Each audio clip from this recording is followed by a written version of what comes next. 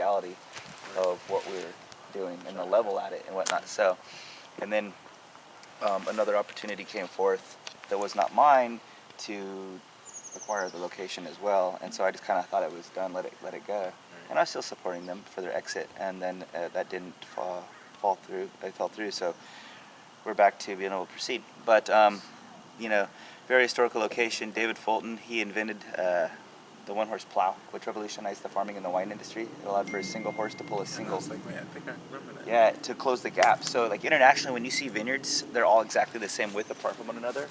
And it's because of the one-horse plow. They used to be twice the width apart, which was lower outcome in regards to its yield capabilities. So when the one-horse plow was created, a single horse could pull it, close the gaps, set up the yields.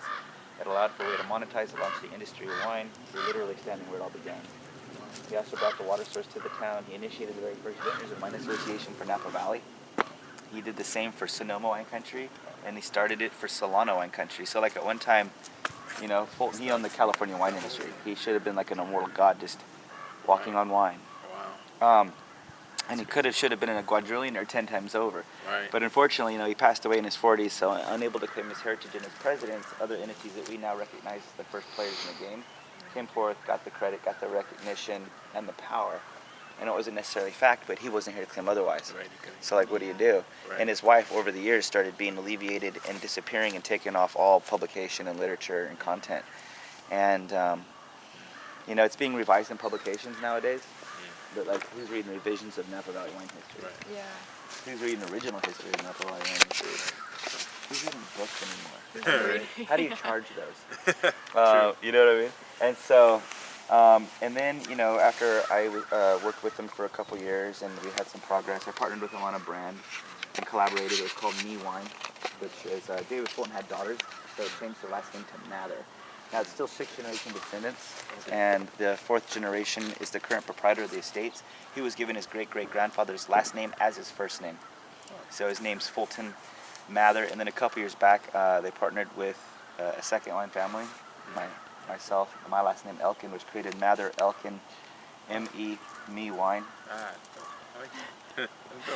We got very creative with that, and so that brand produces high-end Cabernets from credible appellations. We have a Fortify and some other cool little blends, but I started to recognize a massive need. Let's walk over this way too, and I'll take you out to the deck, even though they're kind of putting it back together. So you can overlook the vineyards. You should have came here like about 2 weeks ago. Well, you shouldn't have, but if you would have been here 2 weeks ago, those vineyards were just thick, just like overgrowth of mustard. It was neon yellow, and it was gorgeous. Yeah.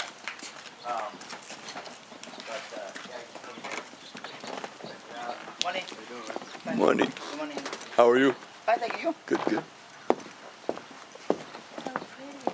Yeah, what I like about this place is a lot of wineries, a lot of wineries are pretty, but majority of the big recognized wineries are right on Silver Trailer 29, and so it's literally like right there on that very industrial, intense, aggressive sound and visual imagery of like cars. And in order to get an experience like this, you kind of have to earn it, which means it's like a job.